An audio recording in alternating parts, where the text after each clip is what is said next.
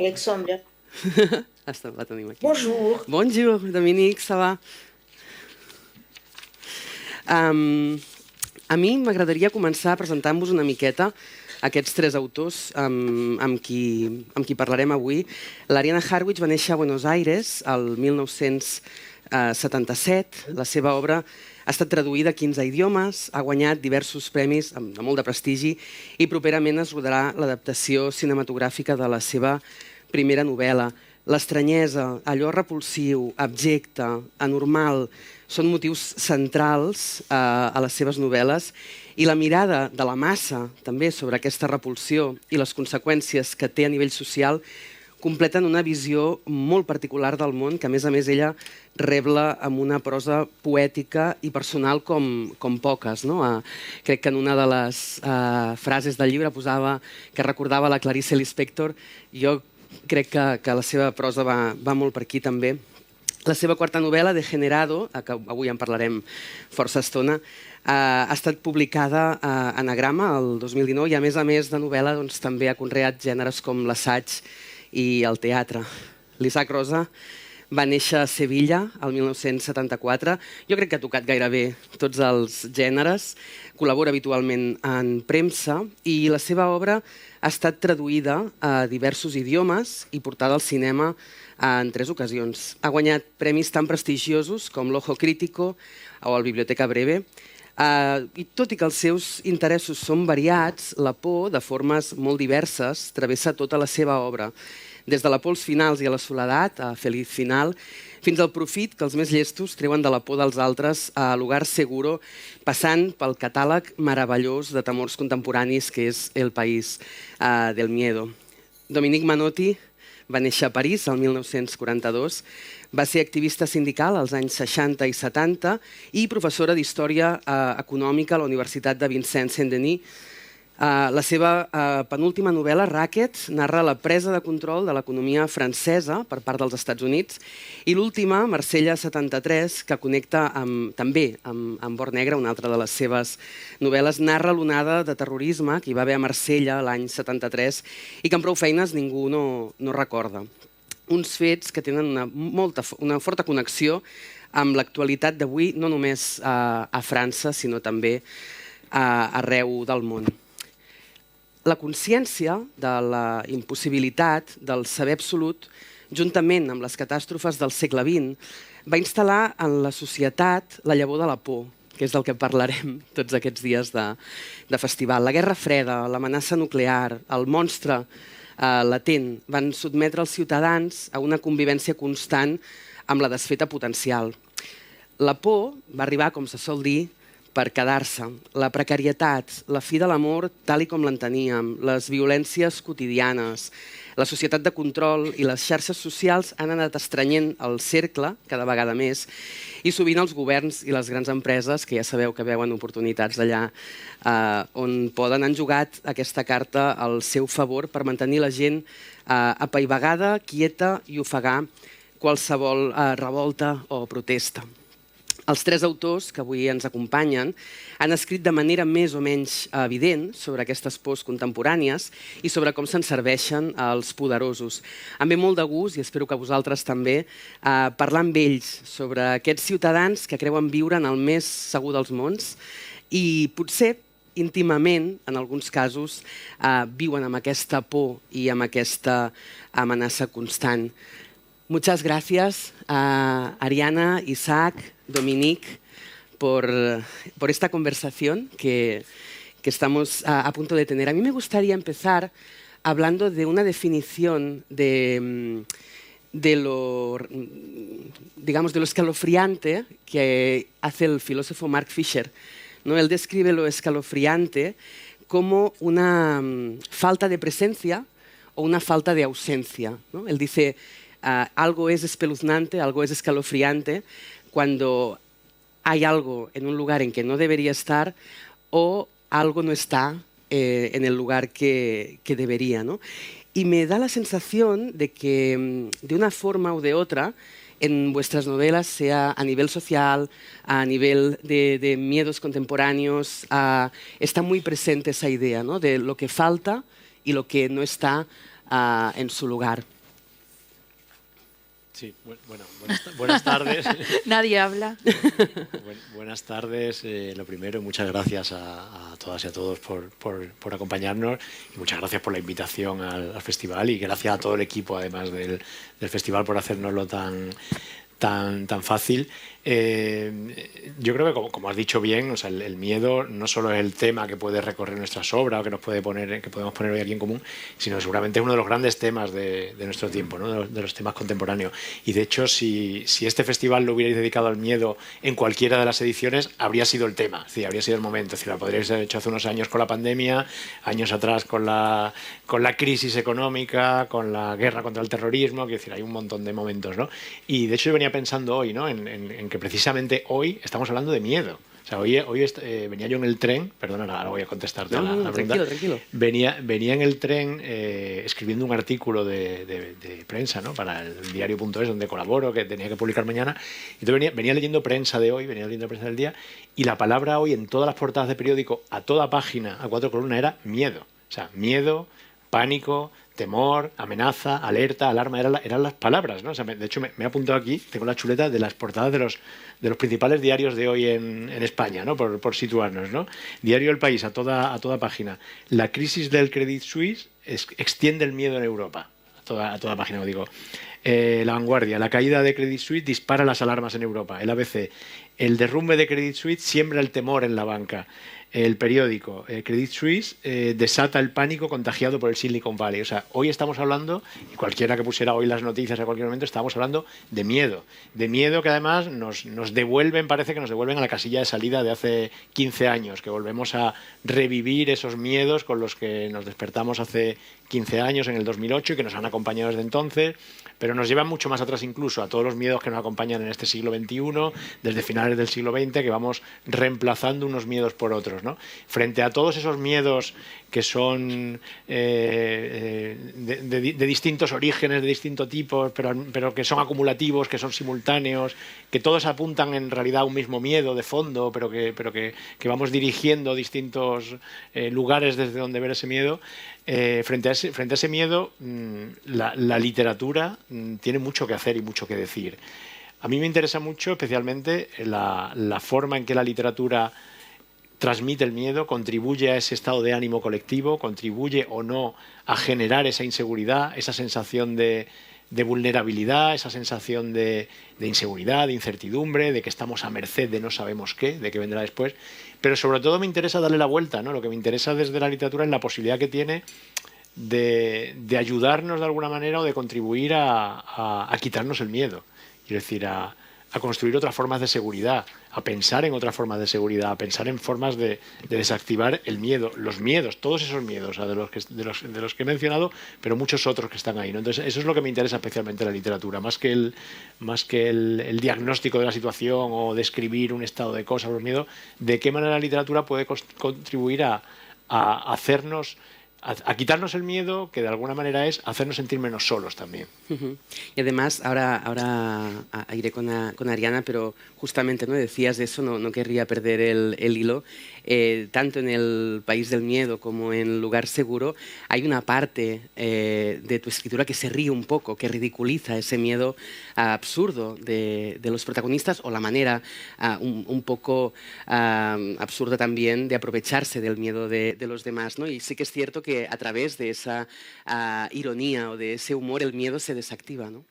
Sí, es una de las formas de desactivar el miedo, quiero decir, no tomártelo de todo en serio, igual que lo puedes desactivar mediante el pensamiento crítico, evidentemente, mediante la información para despejar precisamente todo aquello en lo que el miedo el miedo agarra, ¿no? Dentro de que el miedo es una emoción, evidentemente, y tiene una base irracional y no es algo que seamos capaces de someter a la razón, no es algo que seamos capaces de gobernar, pero sí que hay distintas estrategias para ser capaces de vivir en este tiempo dominado, en efecto, gobernado por el miedo. Menos mal que dijiste que ibas a hablar lento. Sí, me estoy acordando ahora mismo de la pobre intérprete que tenemos aquí atrás y pido disculpas, me he embalado, es verdad. No sé, voy a tener que compensar y hablar así de lento. Bueno, siempre quedo mal como una persona irrespetuosa porque siempre agradecen todo y yo me olvido de agradecer. Pero por supuesto que agradezco muchísimo a la convocación, a que hayan pensado también en mí para este festival. Nunca estuve en Girona antes, nunca hablé del miedo antes. Sentir miedo siempre, pero hablar del miedo nunca. Así que súper feliz de estar acá con Isaac, con todos y todas. Bueno, pero me parece interesante porque, bueno, ya lo hablaremos después, porque yo no hago literatura de género, pero bueno, yendo al miedo, para tomar un enfoque distinto al de Isaac, había una frase que me parecía interesante, las pienso en francés y las traduzco en mi mente, que era, bueno, ¿querés disminuir a un hombre? ¿Querés reducirlo a la nada? Bueno, hacelo tener miedo, ¿no? El miedo en cualquier momento, en el 45, en la ocupación, durante el nazismo, durante cualquier dictadura latinoamericana, española o lo que fuese, o durante las lindas democracias, el miedo es lo que nos reduce al estadio de nada, ya lo sabemos, por la guerra, y lo que notan todos, creo yo, los sociólogos ahora, es que lo que ya notó Kafka antes que nadie, que sintió primero que todos la angustia de la modernidad, Kafka y Orwell en la política, pero bueno, fueron los que vieron, ¿no? El aluvión, el tsunami que después está de la modernidad. Modestamente lo que hago yo al escribir es observar esa nada en la que me convierte a mí el miedo. O sea, cuando tengo miedo me siento nada, o sea, me siento nadie. En francés sería yo me sens personne, o sea, pero nadie, ¿no? Y así que me parece muy interesante estar acá porque desde ese sentirse nada se puede escribir mucho, ¿no? Sí, totalmente. No sé si Dominique quiere hacer alguna aportación respecto a esa ausencia, esa falta, ese estar en un sitio donde no se debería estar, porque creo además, ¿no?, que el tema del racismo tiene mucho que ver con esa ausencia o con ese lugar que no se debe ocupar.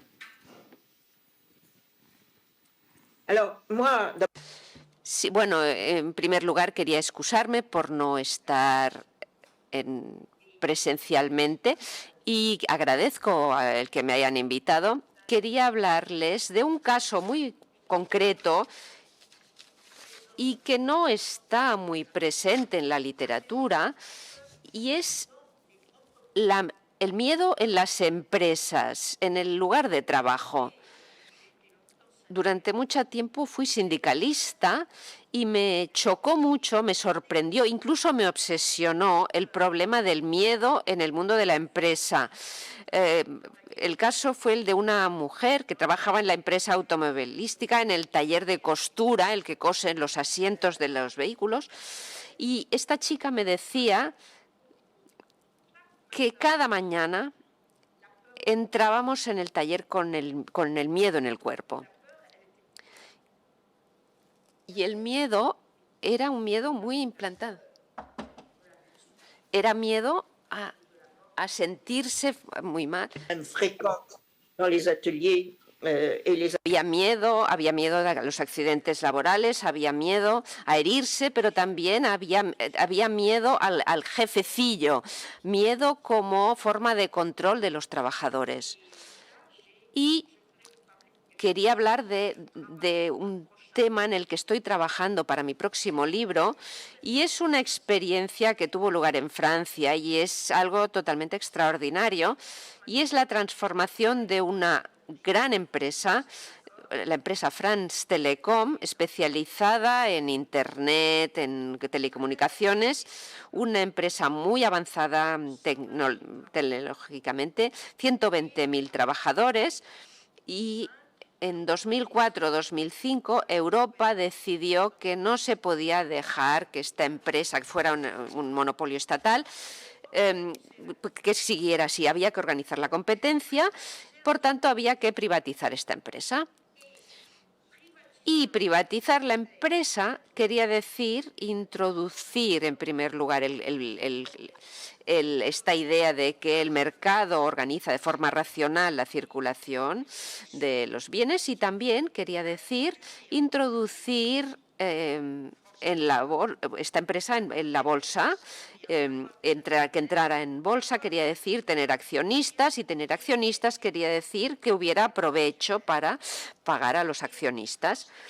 France Telecom se encontró en la situación en la que había que encontrar muy rápido, inmediatamente había que generar dinero para poder salir a bolsa. La reacción ante todo esto, bueno, pues fue nombrar a un nuevo director general y se le pide pues, que genere dinero. Entonces, ¿cómo puede generar dinero muy rápido? Dice, bueno, pues vamos a despedir a 25.000 personas. Pues vamos a echar a 22.000 obreros, pero, bueno, 25.000 empleados, por tanto habrá que pagar menos sueldos. Pero no se puede hacer siguiendo las reglas habituales de despido, porque hay indemnizaciones y será demasiado caro. Por tanto, y así se dijo directamente, el director lo dijo así, vamos a crear el terror para que la gente elija marcharse, irse. Y este terror se institucionaliza y se expresa abiertamente como instrumento de gestión del personal. Y esto es lo que es muy chocante, es decir, que no es algo que se disimule, sino que se manifiesta como objetivo para obtener los resultados. Empieza con la formación de los directivos, 4.000 directivos, hace una formación de 10 días y se explica cómo sembrar este terror entre los empleados. Y a continuación se anuncia que las primas por directivos se calcularán a partir del número de bajas voluntarias que serán capaces de generar en la empresa. Y a partir de aquí, lo que es muy chocante es que se aísla, en primer lugar, a los trabajadores. No existe ya ningún colectivo, ningún grupo. ¿Cómo se hace? Pues cambiando los lugares de trabajo, cambiando las oficinas, se cambian el material, se cambian los directivos cambian constantemente. Y cuando se ha obtenido este aislamiento de las personas, entonces se aplica contra ellos una política de desprecio de su trabajo. Se dice que su trabajo no es bueno, por eso se les va a bajar de categoría. Se contratan técnicos muy cualificados para responder al teléfono, simplemente, y se organiza todo. Y en un primer momento, después lo desarrollaré, pero en un primer momento lo que es espectacular es que realmente funciona y en 2 años el nuevo director general consigue que se vayan 25.000 personas, 25.000 bajas voluntarias. Por tanto, el terror como instrumento de gestión empresarial. A Dominique, porque claro, es un terror generalizado, pero que funciona de forma aislada, individual. Es decir, para que sea efectivo tiene que haber un aislamiento del individuo ante un terror que me recuerda un poco a esos monstruos que surgieron durante, ¿no?, en el cine o en la literatura después de la Segunda Guerra Mundial o durante la Guerra Fría, ¿no? Esa especie de amenaza invisible, por un lado, y por el otro también la forma en que actualmente se expresa también este miedo, ¿no? Pensaba, por ejemplo, en el hiperobjeto de Tim Morton, ¿no?, que es esa cosa tan difícil de explicar, de definir, que simplemente nos atraviesa, sabemos que está ahí encima, pero que en cambio todo el sistema competitivo de redes sociales, de riquezas individuales, generan precisamente ese aislamiento, ¿no? Con lo cual el éxito del sistema es exactamente una versión un poco más global de lo que cuenta Dominique sobre France Telecom. Sí, fue catastrófico y después contará, bueno, la ola de suicidios también, ¿no? Y en otras empresas también. Sí, es como a la vieja usanza, ¿no? En ese sentido no hace falta renovar nada. Después, en algunos casos eran por lapidación, en otros por guillotina, pero siempre la idea es aislarse. En las dictaduras siempre es la idea de que alguien te está espiando, todos creemos que alguien nos espía, desatar la paranoia. Son más viejos que... No se renueva finalmente tanto el mecanismo, ¿no? Sí, yo creo que ha descrito muy bien, con un ejemplo muy, muy concreto y muy evidente, lo que es el gobierno del miedo, lo que es el uso del miedo como una forma de dominación, que lo podemos ver seguramente en cualquier periodo histórico, es decir, que se ha usado el miedo históricamente para gobernar por parte de todo tipo de poderes políticos, de poderes religiosos, evidentemente, que han usado también el miedo, y en los últimos tiempos, como bien ha contado Dominique, por parte del poder económico. O sea, yo empezaba hablando de esos miedos de los que hoy estamos hablando y que nos hacen pensar en hace 15 años, y que esos miedos son la condición necesaria para que aceptemos determinadas cosas. O sea, solamente si estamos asustados, solo si tenemos miedo a que los bancos se caigan y perdamos dinero y perdamos el trabajo y perdamos nuestra casa y perdamos derechos sociales, que fue todo lo que vivimos hace 10, 12, 15 años, solo así aceptaremos determinadas medidas. Rescates bancarios, dinero público dedicado para la banca, reformas, recortes, es decir, solamente mediante el miedo. Y en el mundo del trabajo, como bien ha contado Dominique, y es un tema que me interesa además especialmente y del que he dedicado bastante tiempo y he escrito bastante, se ven especialmente bien, o sea, se transparenta prácticamente ese uso del miedo como una forma de dominación.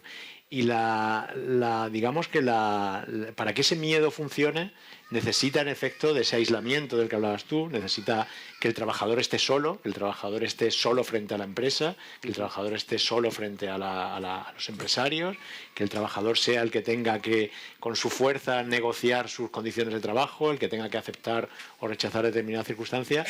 Pero ese darnos cuenta de que es esa soledad del trabajador además en el mundo globalizado, que se siente solo, que se siente aislado, el darte cuenta de eso te da ya directamente cuál es la respuesta. Es decir, qué es lo que hay que hacer contra eso. O sea, cuál es la manera de quitarte el miedo en el mundo del trabajo, pero también en otros ámbitos. La forma de quitarte el miedo es dejar de estar solo. La forma de quitarnos el miedo es con los demás. La forma de quitar el miedo es sumando fuerzas, no enfrentándote tú solo, evidentemente, a la empresa.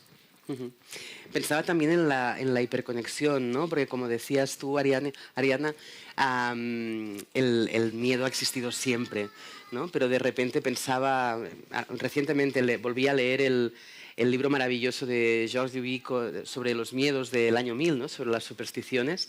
Y claro, lo que venía a decir Duby era, en realidad, la gente no tenía noción del tiempo. Algunos religiosos utilizaron esas supersticiones para ejercer control sobre los ciudadanos, ¿no? Pero mayoritariamente no se extendió el miedo, no hubo una ola, porque no sabían nada, no estaban conectados, ¿no? Y a mí me da la sensación que actualmente cualquier miedo es como una mecha que se enciende, ¿no? Con las redes sociales, con las noticias. Además, se manipula en el sentido de que de repente algo que nos puede dar miedo se tapa con otra cosa para que tengamos miedo de otra cosa y dirijamos la mirada hacia ahí, ¿no? Y entonces esa hiperconexión también hace que los miedos circulen de formas distintas, ¿no? Y que lejos de unirnos, que sería la solución, lo que haga sería, lo que hace sea aislarnos, ¿no? Pensaba, por ejemplo, en una cosa muy banal como la ola de compras de papel higiénico durante el confinamiento, ¿no? Que de repente se desató el miedo a no tener papel higiénico y eso circuló por redes sociales, por las noticias y generó, ¿no? ese fenómeno. Y eso es una cosa pequeña, pero llevado a escalas mayores puede desatar verdaderas olas de pánico colectivo, ¿no? Sí, estoy en pareja con un psicoanalista, así que tengo que decir algo de psicoanálisis. Sí. Claro. Obligadamente, soy sumisa. No, ojo que el miedo también es una pasión. Digo, no es mi métier el psicoanálisis, pero Hobbes, el filósofo Hobbes, sus últimas palabras de su vida, las últimas confesiones, tuve una sola pasión en mi vida, fue el miedo, ¿no? O el miedo fue la única pasión de mi vida. Y también Flaubert le confesaba a George Sand en las últimas cartas que nació con todo en una familia burguesa, que tuvo una familia, pero que desperdició todo por ser cobarde y que ser cobarde se paga, haber tenido miedo se paga. son access, son vías de pensamiento distinto, porque estamos hablando de lo social, lo económico, lo político, el COVID, el management del terror, pero también está la compensación, porque muchas veces cuando se tiene miedo, cuando no se es libre, se compensa, es más fácil, ¿no? Entonces digo que también el miedo es una pasión. No sé si es para una paradoja, ¿no? Pero también el miedo es una pasión, es decir, estamos todos en algún momento regidos, disminuidos por el miedo, ¿no? Pero bueno, esa es más mi manera de trabajar en lo pequeño, ¿no? Desde el miedo del hombre, más allá, más allá del contexto de una empresa, ¿no? O de la sociedad. Muy interesante eso que dices, ¿no? Porque si entendemos la pasión como algo productivo, me gustaría saber, ¿no? ¿Crees que el miedo tiene algo de productivo en algún sentido, que genera alguna cosa que va más allá de la propia sensación? Sí, toda la obra de Kafka generó. Claro. No, sí. genera en el arte, digo. Yo no sé, porque no soy socióloga, no soy politicóloga, no soy abogada. Siempre digo lo que no soy, ¿no? Lo único que soy es que escribo y no, lo que observo es, alguien decía también, es muy sartreano. Es muy sartreano en el sentido de que él decía, Sartre decía en otro contexto político y cultural, en otro mundo que ya abandonamos, bueno, o que ya no existe, decía, ¿qué es un antisemita? Estoy tratando de citarlo de memoria. Es una mujer, ¿no? Genérico. Un hombre que odia a los judíos, no. Es un hombre que odia a la sociedad, que odia el capitalismo, que odia... No, es un hombre que no puede ser un hombre, decía, ¿no? Y que muchas veces veo que el miedo es productivo en el sentido de que produce hombres y mujeres, ¿no? Seres humanos que no pueden ser seres humanos, que no se hacen cargo de su parte de libertad. No hay nada más difícil que hacerse cargo, por eso digo sartreano, de la responsabilidad de ser libres. Como decía, ser libre es una responsabilidad, desobedecer es una responsabilidad. Y creo, a los 45 años creo que es lo más difícil de todo, ser libre. Además de que estamos inmersos en sistemas de control, de vigilancia, Foucault, la modernidad, pero digo, y bueno, para mí escribir novelas es la única forma que encontré, no de ser libre, porque no digo pero de tratar de tramitar ese miedo, ¿no? Es la única manera que haya una transacción donde se trata de salir del miedo, porque el miedo reduce a un hombre a la nada, ¿no? A la esclavitud, ¿no? Pero bueno. Precisamente ahora que hablabas de antisemitismo y volviendo un poco a Marsella 73 de Dominique Manotti, yo pensando en todo eso, también me venía a la cabeza una de las ideas, no es una idea que sea demasiado original, pero es una de las que expresa Jason Stanley en Facha, ¿no? Él habla de que justamente el fascismo, la ultraderecha, básicamente se aprovecha del miedo, ¿no? Del miedo al otro, de que veamos al otro como una amenaza, también volviendo a las palabras de Mark Fisher, ¿no? Alguien que está en un lugar en el que no debería, haciendo cosas que no debería, para presentarse también esa ultraderecha y ese fascismo que desgraciadamente estamos viendo demasiado últimamente, como salvador, ¿no? Como solución a eso. Y en ese sentido me gustaría, Dominique, que nos hablaras un poco de esa actualidad, porque tú sitúas tu novela en Marsella en el año 73, pero es imposible no encontrar conexiones con la actualidad en ese sentido, ¿no? Bien sûr. Sí, claro. La razón de hablar de Marsella 73 es precisamente la conexión con lo que está pasando actualmente. En Francia, Francia es un país en el que ha habido una larga historia colonial negra. Bueno, negra quiero decir de novela negra. Y que nos ha marcado profundamente, incluso a los franceses de Francia. A partir del momento en el que se pierde el imperio colonial y se vive este traumatismo tan importante como fue la guerra de Argelia, en Francia se vivió una auténtica negación.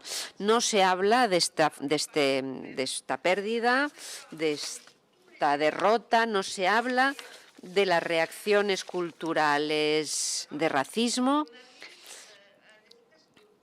se corrió un velo sobre todo este periodo. Por tanto, no se pudieron purgar los traumas. Estos traumas siguen funcionando y uno de los elementos para entender la situación en Francia es efectivamente la importancia del racismo antiárabe y antimusulmán que envenena la situación francesa de forma muy, muy sostenida. Y hoy todavía hechos como los de Marsella en el 73 son posibles. Es decir, el asesinato puro y duro en la calle de individuos desconocidos por el simple hecho de que son el otro, el árabe, son el que causó la derrota francesa. Y esto evidentemente se da en un fondo de racismo ya muy fuerte, que en su día fue de antisemitismo, pero que hoy cristaliza realmente la cuestión de los musulmanes y los árabes. Y es algo muy, muy duro, muy pesado. No sé cómo interpretarlo desde el punto de vista del miedo, porque evidentemente está el miedo, y esto fue muy frecuente cuando hablaba con las familias cuyos miembros fueron asesinados. Durante un periodo en Marsella, las familias no dejaban que los chicos salieran a la calle. La gente de origen magrebí no dejaban. No, a los chicos no los dejaban salir, a las chicas sí, porque nunca disparaban contra ellas o nunca las asesinaron, pero a los chicos sí. En cambio, pues esto generaba un miedo tremendo en las familias. En 3 semanas estamos hablando de 17 muertos, personas muertas en la calle, y es mucho. En total en 2 o 3 meses estamos hablando de 50 personas, por tanto, un fenómeno muy presente en 1973. Hoy es menos acuciante, no hay picos tan importantes, pero sí que hay un fondo y siempre sigue habiendo jóvenes magrebíes asesinados en Francia. Es algo, bueno, podríamos llamar un fondo cultural, y evidentemente cristaliza alrededor del terrorismo radicalizado, terrorismo islámico radicalizado, y se refuerza pues en este fondo cultural tan antiguo, muy vinculado a nuestra historia colonial. No sé si es el tipo de cosas que me querían explicar. Del odio contra los judíos no pasó de moda, para nada. No. Ilan Halimi, el supermercado Kasher, bueno, etcétera, ¿no? Ilan, Giselle Halimi, bueno, etcétera, Toulouse, la escuela, las sinagogas amenazadas, ¿no? Porque sí. La moda sigue.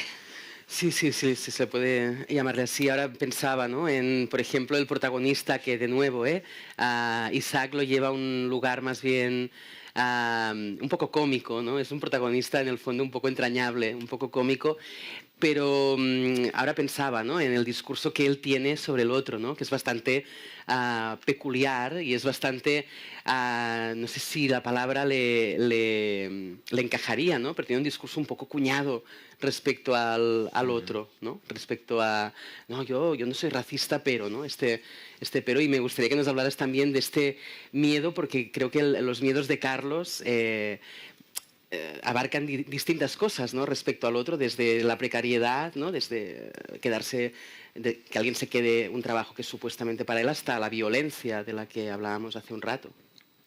Sí, yo creo que tiene que ver con la necesidad que tenemos de encontrar el objeto de nuestro miedo. O sea, tenemos un miedo indefinido, un miedo casi innombrable, un miedo casi cósmico, ¿no?, con el que vivimos, que parece que nos acompaña desde que nos levantamos hasta que nos acostamos y que tiene evidentemente causas en algunos casos profundas, en otras son más evidentes, más superficiales incluso, que tiene que ver mucho con el mundo que vivimos, obviamente, con esos miedos sociales y económicos de los que hablábamos antes, con esos miedos que es realmente lo que nos aterra, aunque no lo digamos habitualmente, que es el miedo a quedarnos fuera, el miedo a perder, el miedo a no poder seguir manteniendo a tu familia y a tus hijos, el miedo a quedarte sin casa, que en España ha sido un miedo y sigue siendo un miedo muy real para mucha gente, para muchas familias, el miedo a quedarte sin trabajo, evidentemente. Y con todos esos miedos lo que hacemos es que desviamos, digamos, y acabamos colocando nuestro miedo en aquello que realmente no es lo que nos asusta, pero es lo que parece más fácil de señalar o más fácil de nombrar. Entre otros, pues a todos los extraños, a todo eso que siempre se ha llamado las clases peligrosas, ¿no? Es decir, todos los que suelen ser los pobres en general, es decir, que ahí incluimos los inmigrantes, los marginados de toda condición, los diferentes, y en general, como digo, la población pobre, y contra ellos dirigimos nuestro miedo, nuestra desconfianza, nuestro recelo, pero también nuestra violencia, porque nuestras formas de quitarnos el miedo y de sentirnos más seguros muchas veces generan violencia también, provocan violencia y acaban generando más miedo. O sea, acaba siendo ese miedo que por quitarte el miedo provocas más miedo en el entorno. Entonces, al final lo que vemos es que y a eso contribuyen mucho, evidentemente, pues todos los voceros del miedo, todos los portavoces del miedo, porque tú hablabas antes de lo que el miedo provoca o produce, ¿no? De qué es lo que produce el miedo. El miedo, entre otras cosas, lo que produce es beneficio, lo que produce es dinero. O sea, Dominique hablaba antes del terror usado como una forma de conseguir mejores resultados económicos. El miedo provoca grandes beneficios. Es decir, incluso hay una gran industria del miedo, una gran industria de la seguridad construida en torno al miedo y que necesita, como digo, de todos esos relatos, de todos esos discursos, de todos esos portavoces del miedo que diariamente nos asusten con mensajes amenazantes que, como digo, desvían nuestro miedo hacia aquello que no es el problema realmente, ¿no? Hacia aquello que no es a lo que deberíamos temer, ¿no? Y yo recuerdo que hace años, nos hemos pasado muchos años, o todavía hoy en España hay un miedo, supongo que en Francia es diferente, a lo mejor a ti no te llega o a Dominique, pero en España hay una obsesión en los últimos tiempos que es un miedo al ocupa. Un miedo a que tú te vayas de tu casa y entre alguien, ¿no? Un miedo a que salgas un momento y entre alguien y se quede con tu casa. Un miedo a que te echen de tu casa, ¿no? Y sin embargo, frente a ese miedo del que se habla a diario en los medios de comunicación, que se sostiene además con toda esa industria de la seguridad que te ofrece colocar una alarma en tu casa, que te ofrece protección, quien realmente ha sido un problema durante estos años, quien te ha echado de tu casa, quien ha echado a más gente, han sido los bancos, no han sido los ocupas. Es decir, es como aquello que se decía durante la crisis, ¿no? Durante la crisis circulaba por ahí un chiste, ¿no? Que decía, tantos años que hemos estado mirando hacia atrás cuando sacábamos dinero del cajero, ¿no? Cada vez que iba al cajero y miraba atrás, cuando en realidad teníamos que mirar para adelante, teníamos que mirar al banco, ¿no? Pues nos hemos pasado todos estos años temiendo a los ocupas que nos iban a echar de casa, mientras el banco nos estaba echando de casa. Y como eso, hay una serie de miedos, como digo, que tienen un fondo social y económico, pero lo desviamos hacia miedos que tienen que ver con la seguridad ciudadana, claro, ¿no? Que son mucho más fáciles de señalar, son mucho más fáciles de temer incluso, pero también son mucho más fáciles para el poder ofrecernos soluciones simples para problemas complejos, ofrecernos soluciones que implican muchas veces más inseguridad y más violencia, porque implican una serie de medidas policiales que generan también más inseguridad, implican un urbanismo también, una forma de construir las ciudades, una forma de vivir las ciudades que genera también más inseguridad y más miedo, porque al final el Estado, digamos que ha dimitido de sus responsabilidades para protegernos de esos miedos económicos y sociales que son los que tenemos, y a cambio pues nos ofrece protección contra otros miedos que son mucho más fáciles, como digo, de señalar, ¿no? Pero hablabas antes, mencionabas el libro de Jason Stanley, ¿no? El de cómo funciona el fascismo, ¿no? Que aquí lo llamamos facha, que lo conozco bien porque le hice el prólogo en la edición española. Exacto. Y el libro de Stanley lo que tiene de interesante es que no solo hace un diagnóstico fantástico de cuáles son las raíces y las bases del miedo y del ascenso de la ultraderecha y del ascenso de los nuevos fascismos.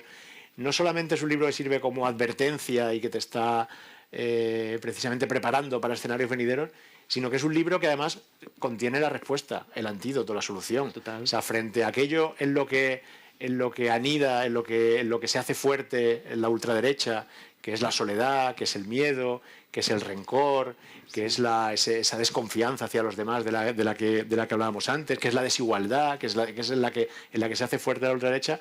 Contra eso, es lo que propone, es algo que ya está inventado. O sea, yo siempre digo que si tuviéramos que inventarlo hoy, si cogiéramos un grupo de sabios y los encerráramos durante un fin de semana en una masía y decir, no salgáis de aquí hasta que no inventéis una forma de organización de la gente para que defienda sus derechos y se defiendan colectivamente, acabarían saliendo después de 3 días y dirían, ya lo tenemos, el sindicato. Es esto, ¿no? Jason Stanley propone frente a la ultraderecha, frente al fascismo, frente al miedo, frente al resentimiento, la desigualdad, propone el sindicato. El sindicato de trabajadores, el sindicato de inquilinos, el sindicato de todas aquellas formas en las que necesitamos organizarnos y estar juntos, quiero decir, y quitarnos ese miedo que es el que surge en las situaciones en las que estamos solos, en las que nos sentimos solos, ¿no? Y frente al miedo, la soledad, la desigualdad, el rencor, pues lo que hace falta es la comunidad, la fraternidad, es decir, la igualdad, evidentemente, la democracia, evidentemente, es decir, son las formas que tenemos de combatir ese estado de ánimo colectivo y ese suelo en el que crece fácilmente todo esto que estamos viendo ahora.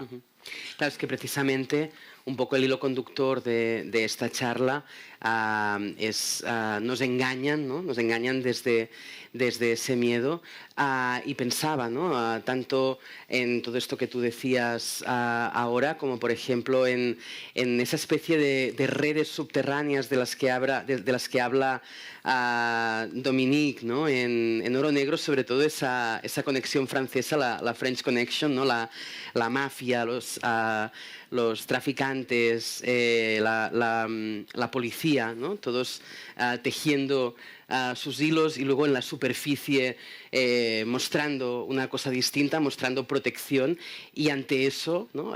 Los ciudadanos intentando creer lo que nos va mejor en función de lo que tememos o de lo que necesitamos o incluso de lo que aspiramos, ¿no? Porque a veces también existe ese miedo a no realizarse, que es una cosa muy, muy capitalista, ¿no? La aspiración. ¿Por qué la gente vota gente horrible, ¿no? Como Trump, como Bolsonaro, porque en el fondo quieren llegar a ser lo que ellos, ¿no? Quieren vestir sus trajes, quieren tener todas esas mujeres alrededor, ¿no? Con lo cual en realidad hay algo de aspiracional terrible en eso y del miedo de no conseguir ese objetivo, ¿no? Sí, bueno, ¿no? No, pero no voy a, es como luchar contra el viento en Ya. realidad, no podré. Pero no, me parece que es interesante el enfoque de, bueno, en París se dio todo este discurso, no tendrán mi odio, no tendremos miedo, París es una fiesta, toda esta especie de eslogans políticos que surgen en cualquier crisis, ante cualquier estado de anormalidad en cualquier país, que pretendían decir que no había miedo, ¿no? Que todo va a seguir igual, vamos a ir a las terrazas a tomar un vermú, una copa. Y eso también es una impostura, ¿no? Toda especie de eslogan de no tendrán mi miedo, porque o no mi odio en este caso, pero el miedo, ¿no? Porque miedo tenemos. El tema es cómo hacer, como decía antes, para hacernos responsables de ese miedo y no hacer la economía psíquica, porque lo que hacemos, me parece, todos es compensar, tener miedo y disminuirnos, ¿no? Y como lo que decía antes, que decía Flaubert, ser cobardes, ¿no? Pero entiendo lo de la responsabilidad política, entiendo por supuesto en qué tiempo estamos, creo que estamos en un siglo bastante cobarde. Bueno, por suerte, no es que no haya guerras, pero no está la guerra como hemos tenido el siglo XX, y es un siglo por ahora, de los 23 años que van, me parece bastante cobardes, pero porque no sabemos bien, me parece. Las mujeres tienen para mí una clara lucha, la visibilidad, el feminismo, bueno, la lucha por el aborto legal, gratuito, etcétera, en muchos países en que no está permitido, pero veo que los hombres sí que están como entre la violencia y el desconcierto, un poco como cobardes. Es decir, que sí veo que es un poco el siglo del miedo, paradójicamente, porque no es por ahora el siglo con mayor guerra. Hay guerra, por supuesto. De hecho, hace poco estuve en Polonia y veía a toda la gente con miedo, y las mujeres grandes, hombres grandes de otras generaciones decían, sentimos exactamente el mismo miedo que cuando estábamos en guerra con Rusia. O sea, como si volviera el miedo de otro siglo, ¿no? Los miedos... así que... Ujú. Pensaba también que, por ejemplo, estamos hablando todo el rato de política, pero pensaba en uno de tus personajes en la trilogía de La Pasión, que precisamente es, no sé si temida, pero sí mirada con recelo, porque justamente a ella no es que le horrorice, pero no está cómoda con la idea de la maternidad, ¿no? Es algo abyecto, es algo raro, ¿no? Odiar a un hijo. Y es curioso cómo el resto de la sociedad reacciona ante eso, ¿no? Porque es como si aflorara alguna cosa que puede romper el orden de repente, ¿no? Sí, me parece muy interesante. Sí, no odia a su hijo, ¿no? Porque es mucho más ambiguo, por suerte, pero en la clínica, en la maternidad, en el sanatorio en Francia, en París, donde tuve, bueno, a mis hijos, pero puntualmente a uno, fui tomando notas. No es muy original, pero me pareció interesante tomar notas de todos los, como una especie de diario íntimo ahí todavía en esos días luego de parir, que las mujeres, algunas nos quedamos o se quedan, y pensaba, bueno, una de las notas que había tomado era el terror, el miedo con la que algunas mujeres, me incluyo, paren vida teniendo miedo a morir o a parir a alguien muerto, ¿no? Entonces ahí hay una condensación de terror, bueno, que es paradójico, ¿no? Dando la vida, el terror a que ese niño nazca muerto o morir uno, ¿no? Entonces tomé todo tipo de notas que también son políticas, ¿no? Sin tener que hablar de terrorismo, de dictaduras, pero que es absolutamente política. La maternidad es por excelencia un estado político. Yo me di cuenta teniendo hijos, dije, ay, estoy en un comité político, soy madre, estoy militando, no en el PC o en la derecha, sino la maternidad lo hablaba antes con Camille Kouchner, eminentemente política. El que estuvo en algún tribunal de justicia de cualquier país sabe que a las mujeres, no por victimizar, porque odio esa posición, pero hay dos maneras de volverlas locas de terror. Una, obligándolas a tener hijos, porque me imagino el terror de tener que tener un hijo obligada, que existe hoy y sigue existiendo, y otra, sacándole al hijo, ¿no? Es decir, dos maneras de controlarla y de tenerla aterrorizada. Sacarle un hijo a una mujer, en general, ¿no? Hay mujeres que odian a los hijos, pero en general los aman, y la vas a volver loca de terror. Y obligarla a tener un hijo y también es una forma de locura y de terror. Así que sí, mis observaciones son más del miedo político, pero en lo doméstico, en lo pequeño, ¿no? Como que quizás él es Diego Rivera y yo soy Frida Kahlo, ¿no? Es más pequeño. No es un insulto, ¿eh? Comunista, además. Pero sí que vivo en Francia hace 15 años, pero obviamente soy argentina, en el acento también es una... Y observo todo este tipo de cosas con la maternidad. Se podría hacer, hay de hecho tantos libros de la historia del control de las mujeres por la maternidad y del miedo. Y estuve en tribunales de justicia en Francia y veía que podían conseguir lo que querían de una mujer con miedo, ¿no? De un hombre también, pero en el caso de la maternidad. Así que, y eso fue toda una lucha mía que lo plasmé en los libros, ¿no? La lucha más importante de mi vida fue contra el miedo. En este caso, que te saquen un hijo, ¿no? En otros puede ser otro tipo de miedo, una enfermedad o que te secuestren, pero... Y la paradoja es que escribir sin miedo es imposible, pero escribir solo con miedo es imposible. Porque tu frase va a estar gobernada por el terror y por eso vas a escribir mal. Vas a edulcorar, vas a censurar, vas a entrar en el estadio o la peste de la demagogia. Pero escribir sin miedo para mí es imposible, en el caso de ficción hablo, porque escribir sin miedo equivale a no tener justamente ese pudor, ese asco de sí, es necesario un poco de ese temor. Bueno, y ahí está lo interesante de escribir, ¿no? Ahora pensaba que justamente en Degenerado tú haces hablar durante, claro. Anagrama, no sé ni cómo lo publicó. Claro. Gracias. No, pero es interesantísimo porque te sitúa en una posición como lector, entonces hablar a un pedófilo, una persona a ojos de todo el mundo abyecta, horrible, un criminal, algo que lo peor, ¿no? que puede haber, que es alguien que abusa de un niño, y lo haces hablar y de repente te encuentras tú como lector empatizando de alguna manera con ese personaje, ¿no? El horror fue escribir eso. Claro, imagínate. Claro, porque meterse en la boca del lobo, no sé si lo dicen así en España, en la boca del lobo es lo mismo. Bueno, en Francia no sé, la Bushborn. Pero pero es que claro, es mucho más fácil, y no desmerezco quien lo hace, escribir desde la empatía, que es una palabra de moda, que lo hice también, porque Matate Amor son todas mujeres en las que eminentemente hay una identificación, un espejo, un alter ego, pero la alteridad con un hombre depravado es imposible. No soy hombre, no soy viejo, no soy depravada, y por supuesto que el crimen contra un niño es el peor crimen que puede existir. Entonces, fue el ejercicio de ir al campo, a la trinchera del enemigo, ¿no? El francés va al alemán, no sé, en la Segunda Guerra, es decir, ir a la trinchera del enemigo para ver cómo piensa el enemigo. Me parece más interesante que ver cómo piensa el aliado, porque cómo piensa el aliado ya lo sé, es el par. Escribir es un poco el ejercicio de ir a ver qué piensan, pero fue duro, fue difícil, porque ese asco o ese rechazo que puede sentir el lector por momentos, lo sentí yo también, ¿no?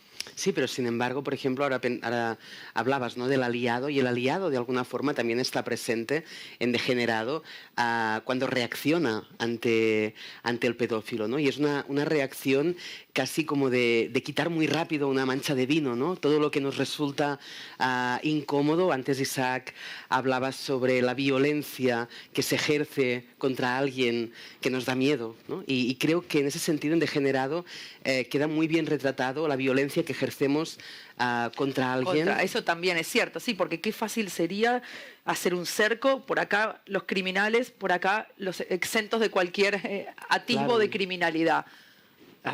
Eso sería muy fácil, pero la literatura no hace eso, ¿no? Entonces sí, él dice yo soy culpable a condición de que todos ustedes también. Entonces ahí hay una culpabilidad compartida, que en la ficción se puede hacer. En la vida, por supuesto que el que es un criminal tiene que ir a la prisión y el que no puede vivir una vida de ciudadano. Pero en la ficción me gusta pensar que todos somos culpables y inocentes a la vez, ¿no? Parece mentira, me dicen que tenemos que ir terminando nosotros. A mí se me ha pasado volando. No sé si algú del públic vol aprofitar per compartir alguna cosa, per fer alguna pregunta. J'aurais voulu dire. Sí que me gustaría decir algo. Sí. ¿Puedo?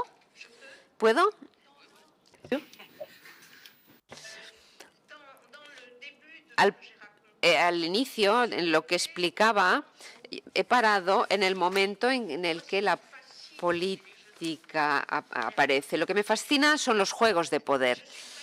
Me fascina la utilización del terror de forma explícita y sin complejos, como instrumento de gobernanza, de gobierno.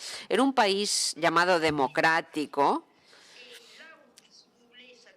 y donde el caso se convierte en apasionante, es que todo esto se tradujo en una ola de suicidios, 39 concretamente, y suicidios extraordinarios. Una mujer, por ejemplo, saltó por la ventana del despacho y murió en el acto. Y no hubo ninguna reacción. Los sindicatos no sabían qué hacer.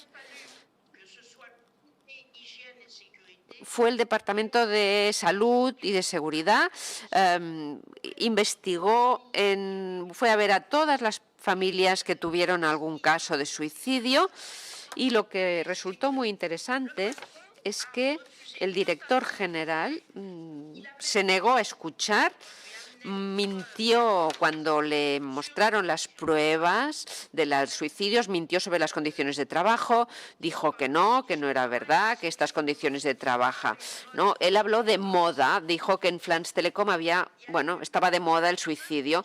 El 20% de los trabajadores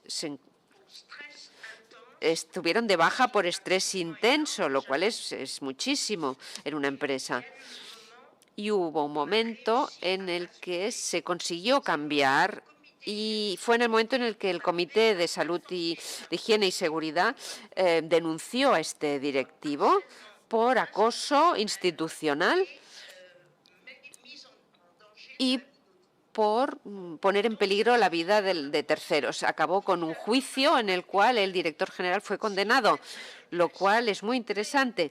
Sin embargo, y como conclusión, después de este juicio y de esta condena, en la reorganización del Código Laboral del presidente Macron se suprimió los comités de higiene y seguridad. Es decir, que se suprimió el último instrumento que existía en el colectivo para que los trabajadores pudieran luchar contra esta política de terror, y ahora están otra vez sin defensa ante la política del terror. Y lo repito, vivimos en un país democrático. Por tanto, esta relación del poder y del terror es el que me interesa, y de hecho, cuando me pidieron un texto para el Festival MOT, cité a Maquiavelo. Y es la teorización de Maquiavelo. Desde este punto de vista, nada ha cambiado. Es muy raro ver a un directivo que lo utiliza, como en este caso, sin complejos, y habla de su política como si fuera un instrumento más de gestión. Habla de este terror como si... No, lo hace a escondidas. No, dice, yo quiero liquidar a 22.000 personas. Por tanto, en este aspecto estoy trabajando actualmente para mi próximo libro. Decía antes Isaac, ¿no? La literatura puede mitigar o puede hacer que tengamos menos miedo, mirar a lo abyecto, a lo degenerado, a lo cruel. Puede también ayudarnos a escribir desde el miedo, y naturalmente, como ahora decía Dominique, escuchar, saber, sacar a la luz todas esas historias horribles, terroríficas a nivel social, laboral, pueden también ayudarnos a organizarnos y a saber lo que tenemos delante, y por lo tanto también a perder el miedo, con lo cual la conclusión, antes de dar la palabra al público, yo creo que sería esa, ¿no? La literatura es un antídoto casi infalible contra el engaño y contra el miedo que quieren hacernos tener desde el poder, desde las instancias de poder para dominarnos, ¿no? Para tenernos tranquilos y poco revolucionados. Ahora sí, si alguien del público quiere aprovechar para preguntar alguna cosa, para fer alguna reflexió. Mira, tenim algú allà. Hola, bona tarda. A mí me m'agradaria parlar de la valentia. ¿Entendéis en catalán? Sí? ¿Sabes que sí? ¿Castellà? Entiendo, Sí, entiendo. vale. Parlo en català? Sí. Sí? Sí. Vale. A mi m'agradaria parlar de la valentia. Quan hi havia tota la qüestió, quan el conflicte, diguéssim, entre Catalunya i Espanya estava a un punt més alt, el Julian Assange va dir que el que passés amb Catalunya determinaria què passaria amb el món. I a Catalunya no li va anar gaire bé. I ja veiem el món com està anant. Jo crec que ara el que passarà amb un determinat col·lectiu molt valent determinar què passarà amb el món. I aquest col·lectiu són les dones iranianes i les dones afganeses. El que passi amb elles és el que passarà amb el món. O sigui, si elles no se'n surten, jo tindria molta por pel que passarà amb el món. Si elles se'n surten, potser tindrem una esperança. I tot gira al voltant del valor d'aquestes persones que estan en una situació absolutament indefensa. És així.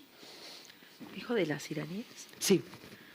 No, Sí. porque me perdí. Entendí el 30%. Vale. No, decía una cosa muy Me hice interesante, que es que ¿no? en un momento en que un colectivo Sí.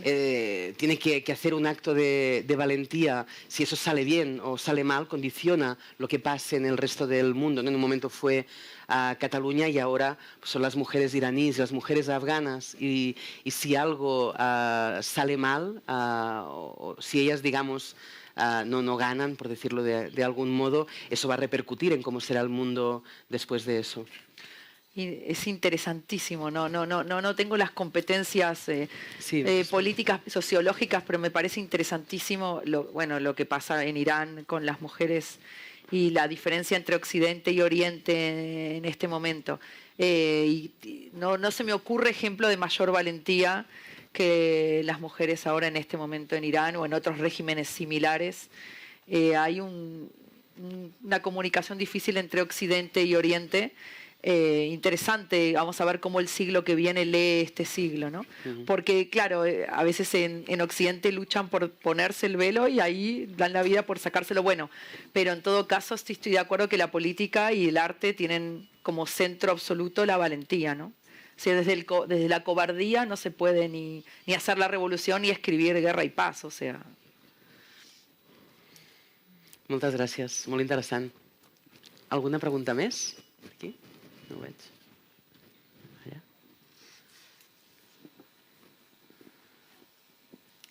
Hola, hemos hablado antes, bueno, habéis hablado de cómo la ultraderecha instrumentaliza el miedo para generar pues unas consecuencias en el electorado y tal. Y mi pregunta es si para prevenirnos de esa ultraderecha la izquierda sería lícito que también instrumentalizara el miedo a la ultraderecha, o si existen límites éticos para trabajar con el miedo. Déu-n'hi-do, ¿eh?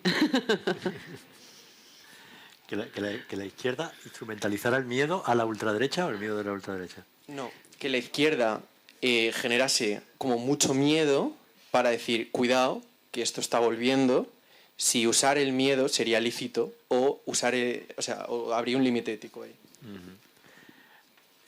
Yo creo que ahí podemos salir perdiendo en ese pulso de miedo, ¿no? Yo recuerdo hace años cuando estábamos precisamente en los comienzos de la crisis de 2008, ¿no? Que hubo ahí un ciclo de movilizaciones sociales bastante fuerte y que se trataba de esto, que se trataba de quitarnos de alguna manera esos miedos socioeconómicos, ¿no? Y entonces cuando se empezó a radicalizar la movilización social porque no se conseguía nada, porque hubo varias huelgas, marchas, mareas, y sin embargo siguieron las políticas de austeridad, los recortes y tal, empezó a circular un lema en los movimientos sociales que era el del miedo tiene que cambiar de bando, ¿no? Eso que se convirtió como en una frase hecha, ¿no? Esa idea de que somos nosotros los que siempre tenemos miedo y deberíamos dar miedo también, ¿no? Deberíamos ser capaces de dar miedo, ¿no? Pero la primera condición es quitarnos el miedo, claro, y la forma de quitarnos el miedo, insisto, es sumando fuerzas, quiero decir, antes han mencionado varios colectivos que están luchando en el mundo y que son nuestra lucha también, ¿no? Y podríamos seguir la lista de muchos otros grupos fuera de nuestro país o aquí también, ¿no? Que en las peores circunstancias y enfrentándose muchas veces contra formas de terror político, terror económico, terror laboral, terror social, es decir, consiguen luchas, si no exitosas, pero no derrotadas al menos, ¿no? Y la base siempre es la misma, es decir, la base es la acción colectiva, es decir, no hay otra, o sea, solos no podríamos hacerlo, ¿no? Alguna pregunta més? Si no, acabarem ja, que em sembla que anem una miqueta tard. Muchísimas gracias por haber vingut. Muchas gracias. Qué miedo. Ariana, qué miedo, ¿verdad? Bueno, ahora podemos descansar un rato. Isaac, muchas gracias. Gràcies. Dominique, merci beaucoup. Moltes gràcies també a vosaltres per haver vingut. Espero que la xerrada us hagi resultat interessant. Jo m'he quedat amb un munt de preguntes per fer, perquè realment el tema dona per molt. Només espero que justament sortim amb una miqueta menys de por, que ens permeti, que propiciï que ens enganyin una miqueta menys. Moltíssimes gràcies, seguiu gaudint del mot i ens veiem aviat.